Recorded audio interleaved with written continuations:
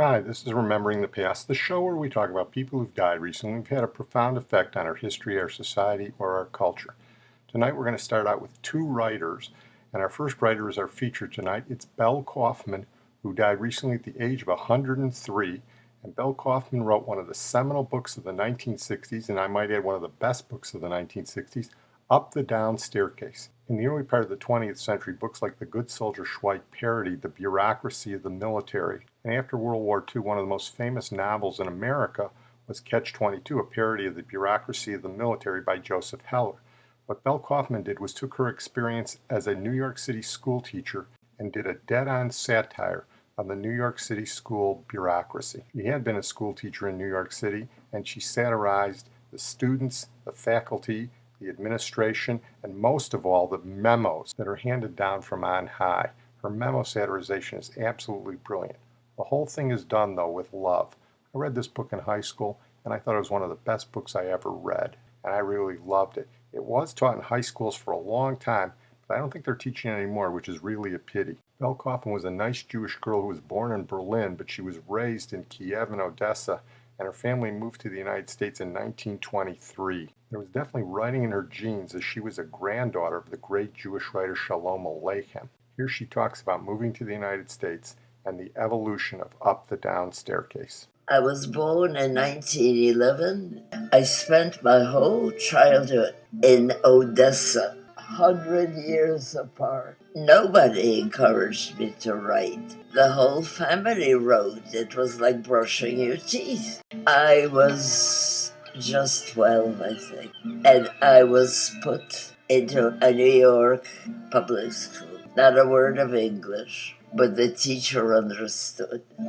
She didn't mind the fact that I didn't understand a word she said.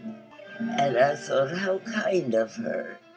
It must be pleasant to be a teacher. All the time I was teaching, I was also writing short stories. I poured out everything. I think Up the Down Staircase was based on my experience as a teacher. 22, my name is on the blackboard, Miss Barrett.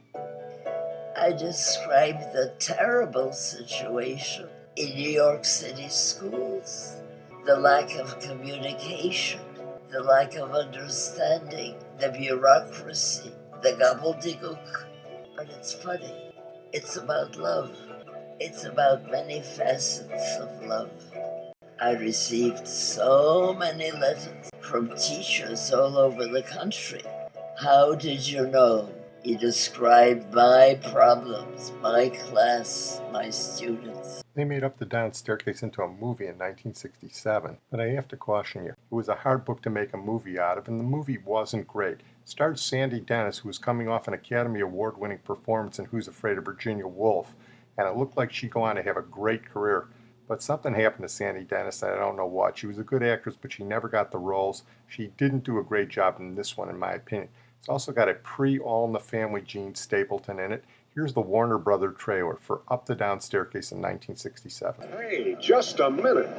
What is a nice girl like you doing in a crazy place like this? She's going into the tough underside of a great city and bring out the story so wonderful, it's had the whole world enthralled. Miss Barrett, do you realize you're going up the down staircase? I'm sorry, Dr. Bester. Dr. Bester? Dr. Bester, what do I want with basketballs? All right, Teach. Let's have that talk about my potential. You could be suspended for carrying that knife. Not unless someone turns me in. I want to talk about my potential. Yes, this is the book so funny and human, you didn't know if you were laughing or crying. Is this 322? Yes, you're late. I'm not late. I'm absent. Please. You are? I was absent all last term. Well, why don't you sit down? I can't sit down. I'm dropping out. I've come about that D you gave Roy on midterms. The trouble is, his mind wanders, you know. Go on, say it. He goes to sleep. He goes to sleep. And that's why you gave him a D? That's how he gave himself a D. I wanted you to see him go to work at 8:30 p.m. in that garage all night. Brings home all his money. But he wants to be good at being around cars, so he wants to graduate. He's got this made-up mind about cars and graduation. but you don't graduate from nowhere with these. Don't ever hurry down this block. Just walk slowly. Even if you're frightened or late or it's raining, just walk slowly. And look. Don't seem to, but look. This is where they spend 18 hours a day. We have them for 6. It is dangerous here. Not the place for a girl like this, you'd say, but you'd be wrong, because this is where she fell in love. This is no ordinary love story. Not just another boy and girl. No, this is the story of a girl who fell in love with a monster. And here it is.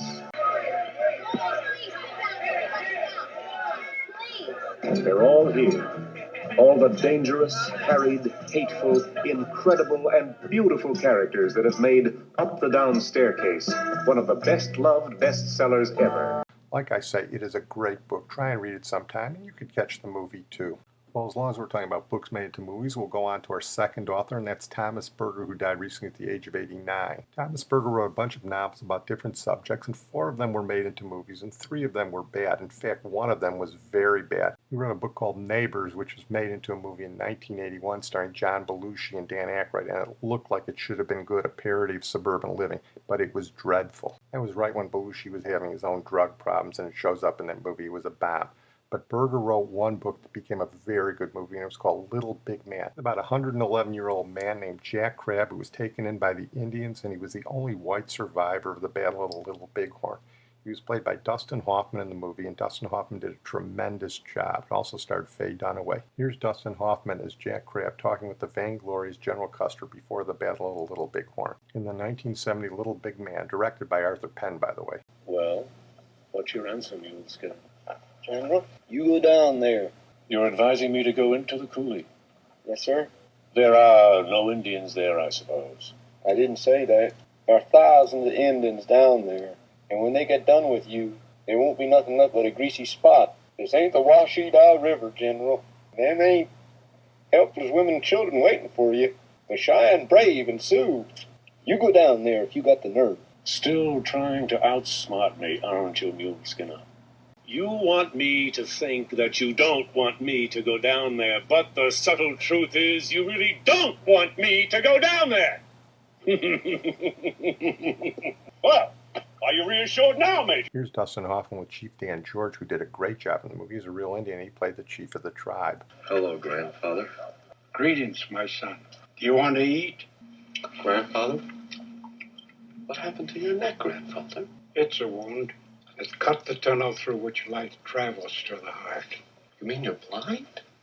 Oh, no. My eyes still see, but my heart no longer receives it. How did it happen? White man. Where's Buffalo Wallow Woman? Rubbed out. And White Elk Woman, too. And Dirt on the Nose. And High Wolf. And many others. And Burns Red? Yes. Burns Red in the sun? Rubbed out. His wife. His children. Many more. Do you hate them? Do you hate the white man now? Do you see this fine thing? Do you admire the humanity of it? Because the human beings, my son, they believe everything is alive. Not only man and animals, but also water, earth, stone, and also the things from them, like that hair. The man from whom this hair came, he's bald on the other side, because I now own his scalp. That is the way things are. But the white man, they believe everything is dead. Stone, earth, animals, and people, even their own people. If things keep trying to live, white man will rub them out. That is the difference. We're going to move on now to Dr. Joep Lange, who died recently at the age of 59. He was one of the leading AIDS researchers in the world, and he died aboard flight MH17, the Malaysian airliner that was shot down over eastern Ukraine. Here's BBC4 Last Word with Julian Walker to talk about Dr. Joep Lange. When flight MH17 took off in Amsterdam en route to Kuala Lumpur, on board were a number of delegates heading to the International AIDS Conference in Melbourne, Australia. Among them was Joep Lange, a Dutch physician who led research on the clinical evolution of HIV infection during the early days of the AIDS epidemic, and who was a key figure in the development of antiretroviral therapy. He didn't restrict his activities to scientific research. He He was also an active campaigner, focusing on widening access to the treatments he'd helped discover. Professor Peter Piot is the director of the London School of Hygiene and Tropical Medicine, and he worked alongside Joep Lange on research into HIV and AIDS. He was really, as far as I know, the first person to say, we are not going to make it with one drug to treat this infection, but we need multiple drugs, 3 drugs. We now know that if we treat people very early, if you treat people during acute infection, that the reservoir size is actually quite limited, and I think that's where our hope is. He was one of the first to use AZT, the first drug that was active against HIV infection, but also saw very rapidly that patients developed resistance. If we catch enough people early in the infection, that it will not be all that difficult to cure them eventually. So he said we need multiple drugs, and secondly, we need to treat very early on, because his group had shown that HIV has a devastating impact on the immune system very early on after infection. And so that was very visionary. And his whole life, I think, his whole work on improving treatment of people with HIV was based on this double concept: early treatment and treating with several drugs at the same time. And having made that discovery, he was then, as I understand it, passionate about getting those drugs to as many people as possible.